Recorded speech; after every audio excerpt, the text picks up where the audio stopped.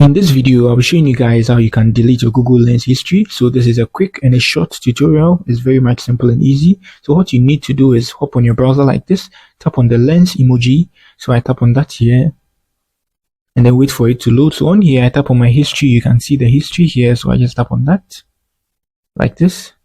Good. So this is my lens history. So here I just tap on the see full history here.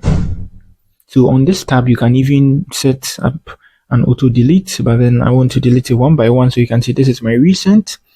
So let me delete this one. So to delete it, I just tap on that button there. You can see, so confirm to delete. So just tap on the delete and then I've been deleted it.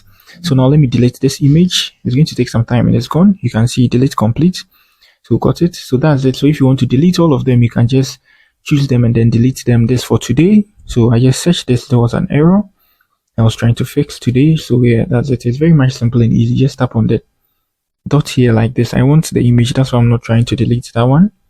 I'll be using it for a tutorial. So I just tap on this like this and then you delete it. You get it. You can see deleting now and it's been deleted. So that's it on how you can delete your Google Lens history. If you're new here, try to give me a like, subscribe to my channel. Peace.